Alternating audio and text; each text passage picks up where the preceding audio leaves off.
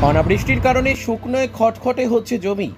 আলিপুরদুয়ার জেলার কুমারগ্রাম ব্লকের বিভিন্ন জায়গায় জায়গায় কয়েক পশলা বৃষ্টি হলেও চাষের ক্ষেত্রে নিম্নতম বৃষ্টির জলের অভাব। তীব্র দাবদাহে অল্প জলের খাল জলাশয়গুলিও শুকিয়ে গিয়েছে। জলের অভাবে কৃষকদের চাষ করা বিভিন্ন শাকসবজি থেকে শুরু করে ধান জলের অভাবে নষ্ট হচ্ছে। ঠিকঠাক করে বৃষ্টি না হওয়ায় মাথায় হাত কৃষকদের। এখন খাতায় কলমে গ্রীষ্মকাল, বৈশাখের শেষ, জ্যৈষ্ঠ মাসের শুরু।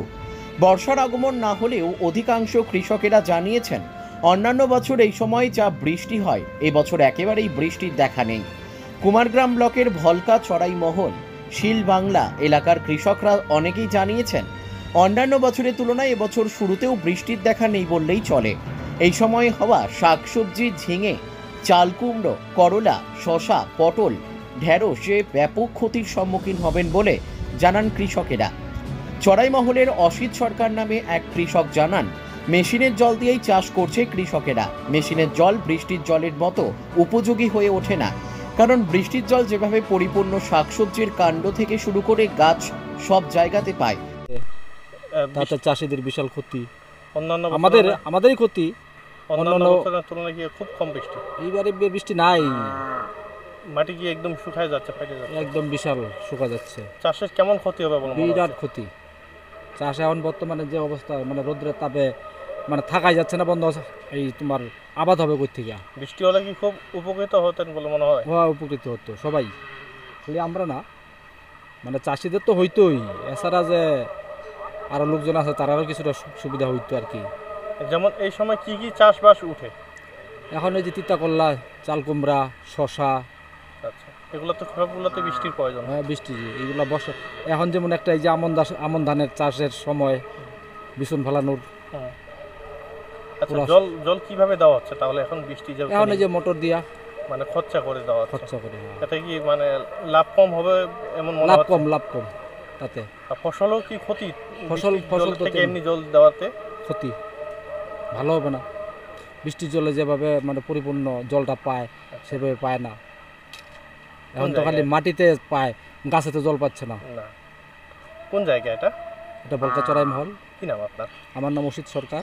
চড়াইমহলের আরও এক কৃষক মনোরঞ্জন সরকার জানান বৃষ্টি ঠিকঠাক করে না হওয়ার কারণে মেশিন দিয়ে জল দেওয়া হচ্ছে, তাতে ফসলে লাভের পরিমাণ কম হবে ও ফসলও ভালো হচ্ছে না।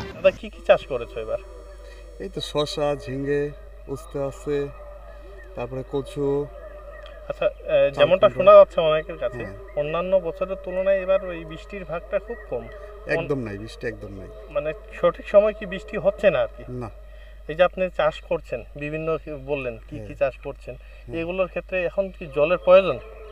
জল তো অবশ্যই প্রয়োজন, জল ছাড়া তো চাষ হয় না। জল কিভাবে দিচ্ছেন তাহলে এখন?